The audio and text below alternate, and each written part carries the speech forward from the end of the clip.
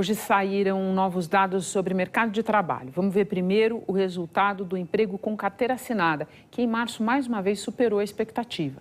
Segundo o Ministério do Trabalho, foram 244 mil novas vagas formais. O mercado esperava menos de 200 mil. Foi o melhor resultado para março desde 2020, quando mudou a metodologia desse cálculo. Na comparação com março do ano passado, o aumento foi de mais de 25%. Também tivemos hoje a divulgação do resultado da taxa de desemprego para o primeiro trimestre do ano. Os dados são da Pesquisa Nacional por Amostra de Domicílios, a PNAD contínua do IBGE. A taxa ficou em 7,9%. E foi um resultado também um pouco melhor do que o esperado. O mercado estava achando que o desemprego ia bater em 8%. Em relação ao último trimestre do ano passado, houve sim um aumento, a gente vê aqui no telão. Mas a gente tem aqui um outro gráfico comparando os resultados apenas para o primeiro trimestre, que assim a gente exclui os efeitos de sazonalidade. Nesse cenário, o número é o melhor para o período nos últimos 10 anos. Esse aumento do desemprego acontece diante da dispensa de trabalhadores temporários e do avanço na busca do trabalho. Mais gente procurando vaga, um movimento comum em inícios de ano. Por outro lado, as vagas formais foram mantidas, o que aponta para um mercado mais qualificado e com renda melhor. Assunto para o Bruno Grubert, que fala conosco ao vivo do Rio de Janeiro. Boa noite, Bruno. Oi, Renata, boa noite para você e para todo mundo que está com a gente no Jornal da Globo. Bom, esse aumento do desemprego que você mostrou bem para a gente aí no telão foi puxado principalmente pelas demissões do setor informal, aquelas pessoas que não têm carteira assinada. Segundo o IBGE, quase 3/4 dos brasileiros que perderam emprego no primeiro trimestre desse ano não tinham carteira assinada. Por outro lado, o número de contratados formalmente ficou estável entre janeiro e março de 2024, em quase 38 milhões de trabalhadores, um aumento de 3,5% na comparação com o ano passado.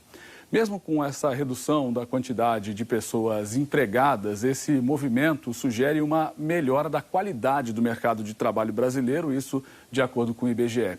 Inclusive, a renda média aumentou, chegou a R$ 3.123 por mês, é a renda média por pessoa, por trabalhador brasileiro, uma alta de 1,5% na comparação com o último trimestre do ano passado.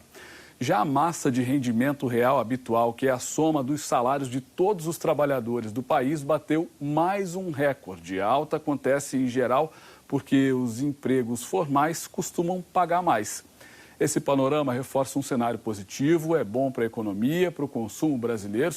Só que o economista da Tendências Consultoria, o Lucas Assis, explicou para a gente que esse movimento pode indicar um possível avanço da inflação, principalmente a inflação do setor de serviços. E isso pode ocorrer por duas vias. A primeira delas é pelo próprio aumento do consumo das famílias, a partir do momento em que elas contam com uma maior geração de renda, e por outra, por meio da pressão de custos de produção. Então, à medida que há um aumento do custo da mão de obra, os empregadores repassam esse custo para o consumidor final, elevando também essa inflação de serviços no país. O Lucas Assis me disse ainda que esses resultados do emprego e os impactos da resiliência do mercado de trabalho podem pressionar o Comitê de Política Monetária. O Copom vai se reunir na semana que vem, numa reunião mensal, para decidir o tamanho do corte da taxa básica de juros. O Banco Central já tem acompanhado, de certa forma, esse desempenho favorável do mercado de trabalho, mas, de fato, é um ponto que fica no radar. A partir do momento em que a PNAD contínua e o CAGED de hoje apresentaram resultados acima do esperado pelo mercado. Então, uma taxa de desocupação que se mostrou relativamente menor do que a esperada e uma geração de postos com carteira assinada acima também do previsto.